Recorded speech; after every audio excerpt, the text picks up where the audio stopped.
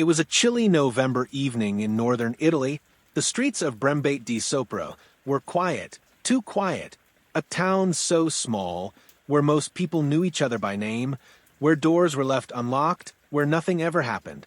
But something did happen, and it would shatter every illusion of safety. 13-year-old Yara Gambirasio had just left the gym. It was barely 5:15 p.m., and home was only a short walk away, just a few hundred yards. She promised her parents she'd be back soon. She never made it. And in that moment, something horrifying took root in the heart of this peaceful community.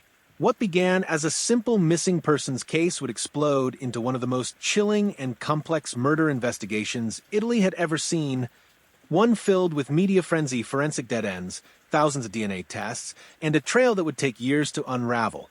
This is not just a story about a disappearance. This is a story about obsession, about one detective who refused to give up, and about a killer hiding in plain sight. Missing girl, gym clothes, safe neighborhood, no suspects. Yara was a promising young gymnast, smart, kind, driven. Her dream? Competing for Italy someday. On November 26, 2010, she left her house with one simple errand. Drop off a stereo to her gymnastics coach. She told her mom she'd be back in an hour. But as the clock ticked towards 7 p.m. and darkness settled over the town, her mother grew anxious. She dialed Yara's phone. Straight to voicemail. She tried again. Still nothing. Something was wrong. Yara's parents contacted the police.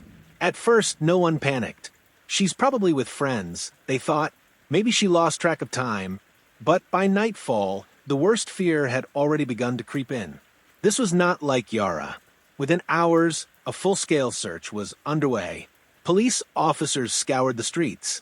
Firefighters dredged nearby rivers. Volunteers fanned out with flashlights through fields and alleyways.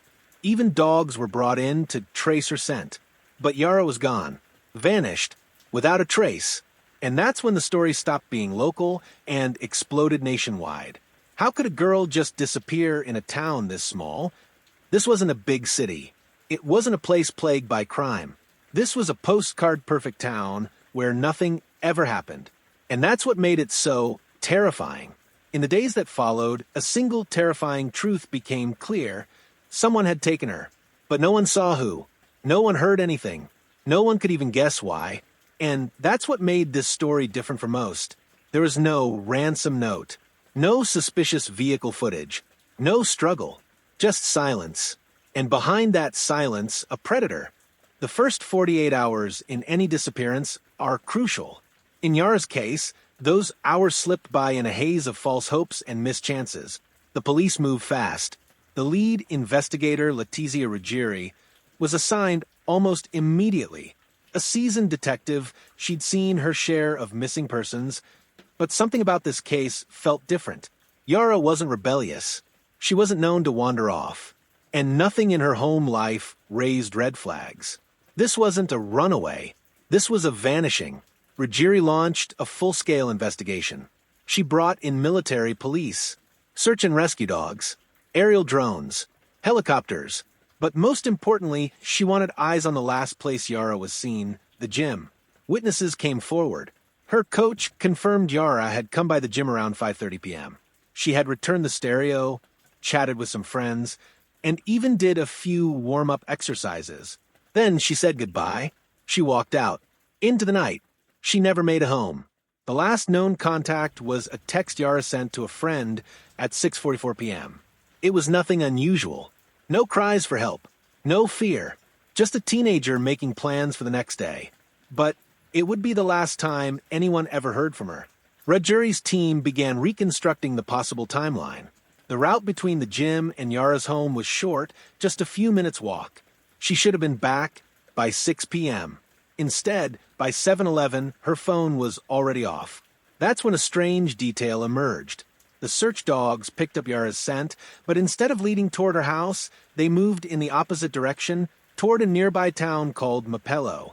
Even more disturbing, her cell phone pinged a tower in Mapello at 6:49 p.m. That was just 5 minutes after she sent her last text. There was only one explanation. Yara didn't walk to Mapello. She was taken there by car. Now the investigation took a darker turn. If she had been abducted, who would do it?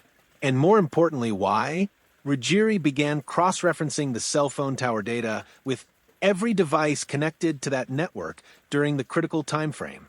The results were staggering. Over 15,000 mobile numbers had passed through the area that night. That meant 15,000 possible suspects. She narrowed the list. Phones that pinged the tower around 6:49 p.m. People with no clear reason to be in Mapello. And anyone with a prior criminal record. But it still wasn't enough. Meanwhile, the search on the ground continued. Local fields were combed again and again. Rivers dragged. Homes searched. Posters of Yara's face covered every lamppost in town. Then came a possible break. Several people near the gym claimed they saw a girl matching Yara's description speaking with two men near a red car. Was this the abduction in plain sight? Ruggieri's team scoured CCTV footage. They tracked every red vehicle registered in the region. But frustratingly, the tip didn't hold. The footage was grainy. No license plate was visible. And the identities of the two men never confirmed. It was a clue, but not one they could act on. Still, the red car stayed in the back of Ruggieri's mind. The investigation was already making headlines across Italy. Everyone wanted to know, where is Yara? But weeks passed, then months, and nothing. Not a single trace. Until one day a man's voice, picked up on a wiretap, shocked the entire task force. "Forgive me, Lord. I didn't kill her." The man was Mohammed Fikri, a Moroccan construction worker. He lived in the area. He had no alibi for the night Yara vanished. And now he was caught saying something that sounded like a confession. It was the first real lead in weeks. But there was a problem. The call was 3 days old. Fikri had already boarded a ferry heading for Morocco.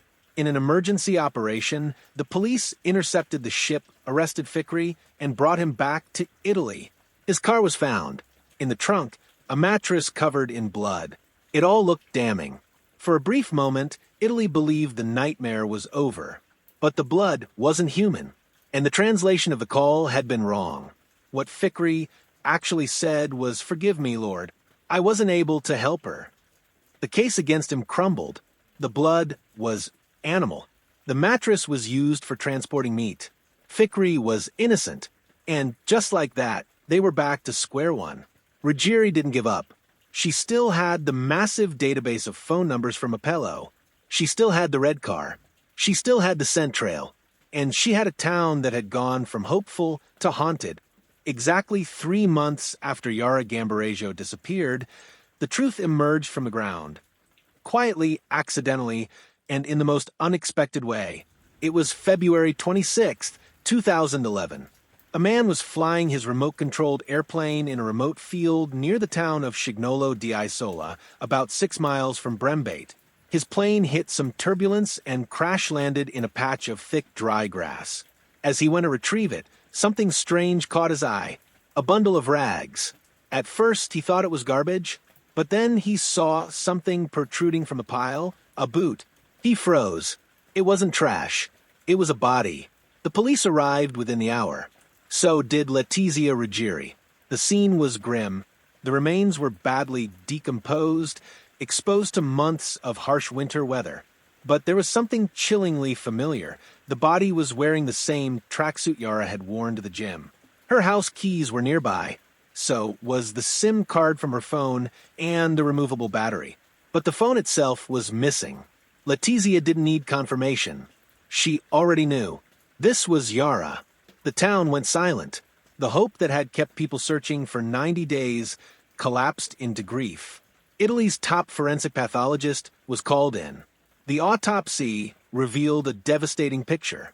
Yara had suffered multiple stab wounds, several bruises, deep cuts on her wrists and legs. There were no signs of sexual assault, but the pattern of her wounds suggested a prolonged attack. Her clothing had been partially removed, adding weight to the theory of a sexually motivated crime. Even if it wasn't completed, there were also traces of lime dust on her body, commonly found in construction materials. To Letizia, this meant one thing.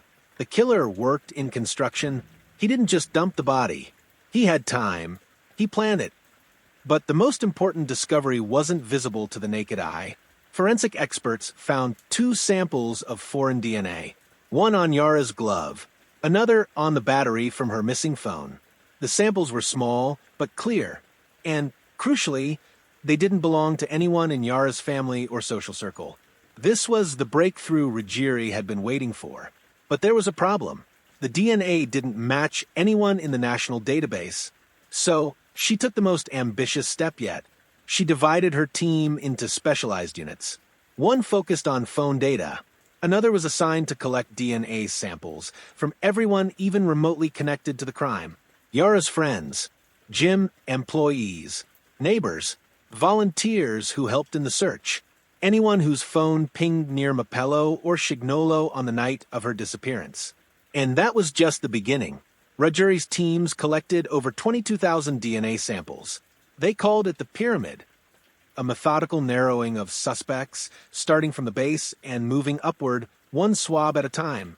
It was one of the largest DNA dragnet operations in European history. For months, there was silence. Lab after lab returned the same result.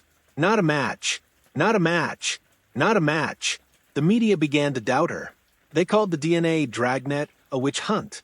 Politicians accused Ruggieri of wasting taxpayer money. Journalists demanded she be pulled off the case. But Letizia didn't care. She wasn't building a case for the headlines. She was building a case for Yara. And in time, she found what she was looking for. It happened late in 2011. A sample came back with a partial match, not to the killer, but to someone related to the killer. His name was Damiano Garanoni. But Damiano had an alibi. He was out of the country during Yara's abduction. So, how could his DNA show up on her body? That's when Ruggieri realized this wasn't their guy, but it was his relative. The DNA on Yara's underwear belonged to someone closely related to Damiano, possibly a father, uncle, or brother. Letizia turned her team to the Garanoni family tree. She began ordering samples from every living male relative. She even looked into deceased ones, hoping preserved medical records or forgotten personal items might hold DNA evidence. It was grueling work, slow, painstaking, and politically risky. But Ruggieri had no choice. The killer was in that family. She just had to find him. By the end of 2011, the entire investigation was focused on one name, Garanoni. The DNA from Yara's body had spoken. Whoever left, it was directly related to the Garanoni family, likely a biological son of a man named Giuseppe Garanoni, a former bus driver who had died years earlier. Letizia Ruggieri and her team tracked down Giuseppe's 2 legitimate sons, both middle-aged professionals with clean records. She ordered DNA tests for both of them. Negative. Neither man was a match. So, how could Giuseppe be the killer's father if none of his sons matched the DNA? That's when Ruggieri realized the unthinkable. Giuseppe must have had a child no one knew about. The theory was risky. She would need to prove that Giuseppe fathered a secret, illegitimate child decades ago, and that this hidden child had grown up to become Yara's killer. Ruggieri dug into Giuseppe's personal life. She discovered that from the 1960s to the 1980s, he had regularly vacationed alone at a spa resort in San Pellegrino Terme, without his wife. Every May, he stayed there for 2 weeks. No family, no explanations. Was it just a getaway? Or something more? Letizia ordered the retrieval of archival records from the resort, guest registries, spa treatments, housekeeping logs. Astonishingly, many of the handwritten records had survived. She compared the guest lists. Year after year, she searched for overlapping female names, women who stayed at the same time as Giuseppe. Her team compiled hundreds of names, each one a potential link to the killer. And then in 2013, 3 years after Yara's disappearance, Letizia got the first real lead. A woman named Esther Arzuffi had appeared multiple times on the old registries. She had lived in the area, and in a twist that no one saw coming, the police had already collected her DNA years earlier during their original dragnet. Because Esther had two sons. One of them had visited a nightclub near the field where Yara's body was found. One of those sons had provided a DNA sample. It hadn't matched at the time, but now, the connection to Giuseppe Garanoni opened a new door. Ruggieri ordered the team to retest the sample.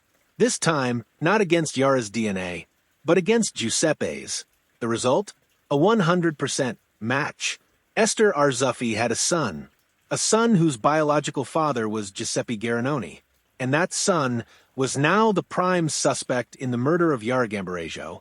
His name was Massimo Giuseppe Bossetti. He was a 44-year-old construction worker, married, 3 kids, lived in Mapello, the same town where Yara's phone had last pinged. He had no criminal record. He had never once appeared on the police radar during the original investigation. He was the definition of ordinary, but his DNA matched the killer's perfectly. Letizia had him placed under covert surveillance. His movements were tracked, his phone tapped, his habits recorded. And one day, while Bossetti was sipping coffee during a work break, he tossed a used paper napkin in the trash. Police grabbed it, sent it to the lab, tested the saliva. The result came back, match. The DNA on the napkin was identical to the DNA found on Yara's underwear. It was over. After 4 years, Letizia had found her killer. Bossetti was arrested in June 2014. Quiet, no resistance, just confusion on his face. But the evidence? Overwhelming. Massimo Bossetti's arrest sent shockwaves across Italy. He wasn't a drifter. He wasn't a stranger lurking in the shadows. He was a father of 3, a quiet mason, a man whose children went to school just like Yara, a man who lived a short drive away from her gym. To the public, it didn't make sense. But to Detective Letizia Ruggieri, the evidence was clear. His DNA was on Yara's body. He was in the area that night. He had no real alibi. Bossetti denied everything. He claimed he had never met Yara, had no idea how his DNA ended up on her clothing, and accused the police of framing him.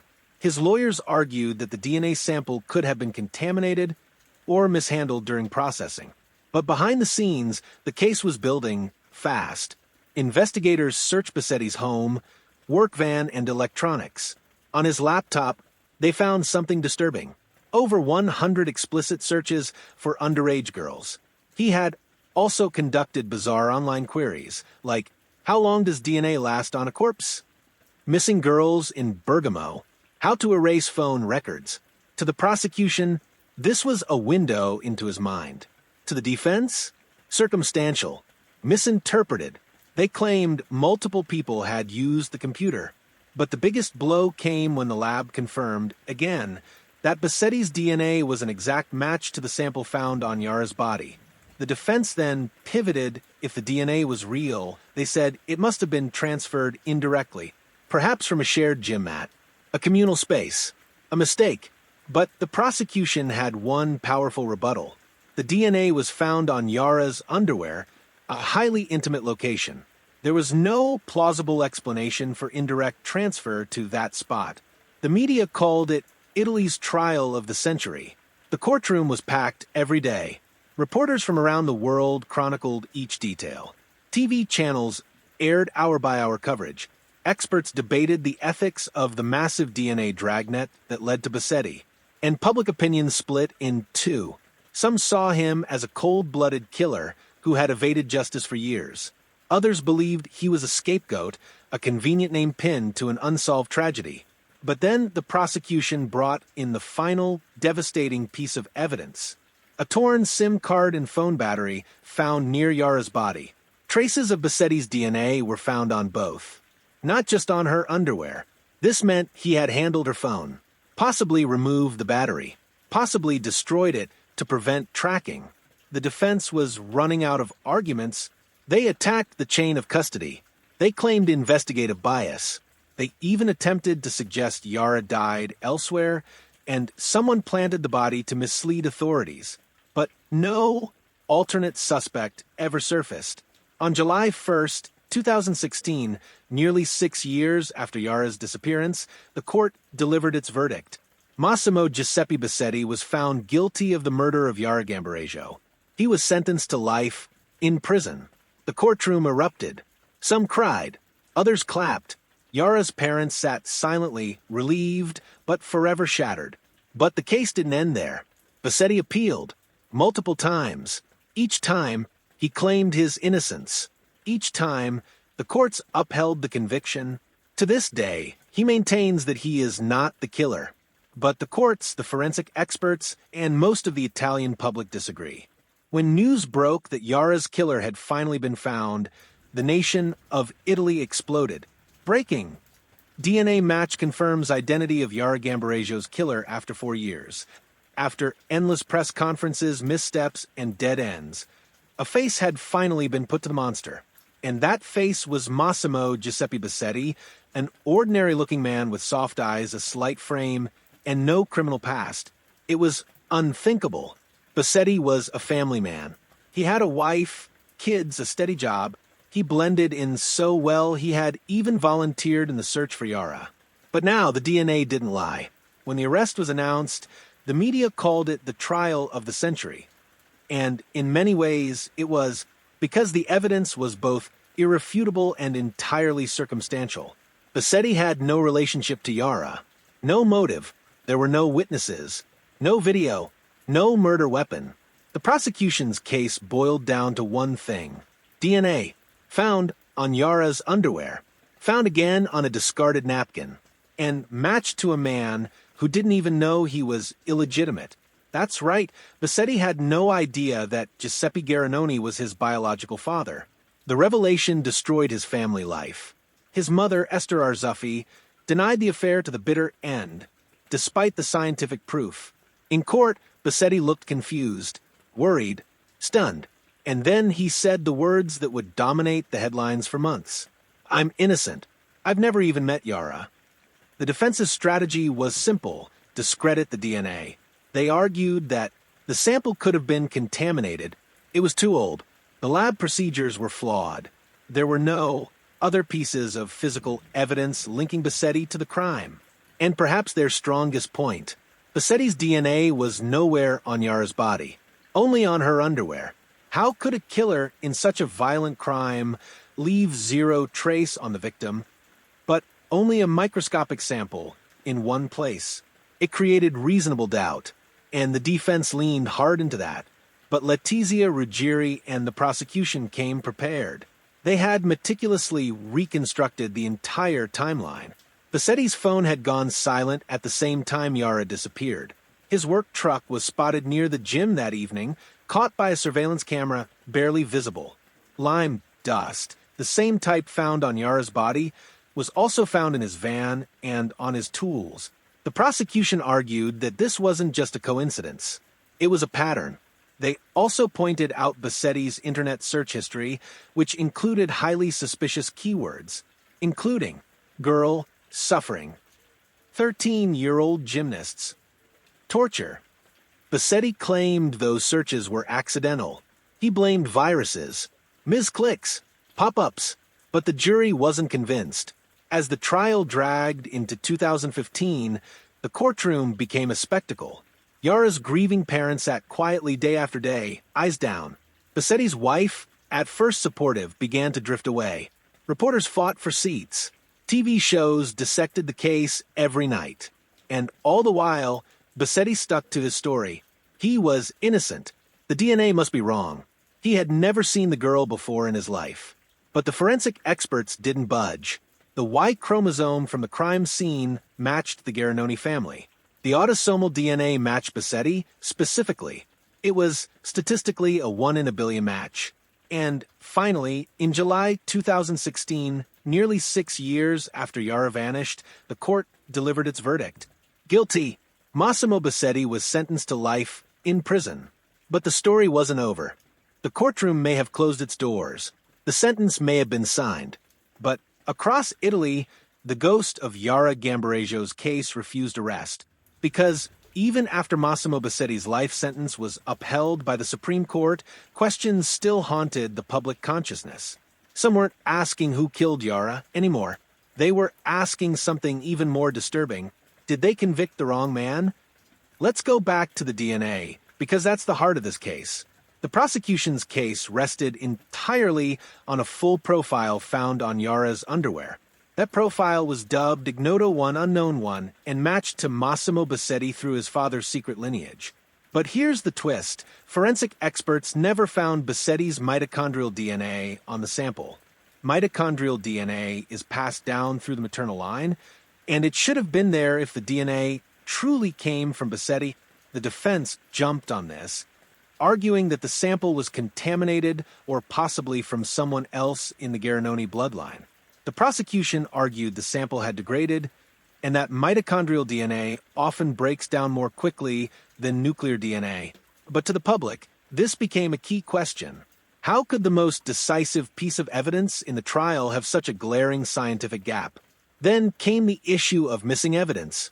In 2020, it was revealed that 54 key DNA samples linked to the case had mysteriously vanished or been exhausted during testing before any defense experts could independently review them. This revelation triggered a firestorm. Prominent defense attorneys, journalists, and members of the public began asking, were investigators too aggressive in building a case?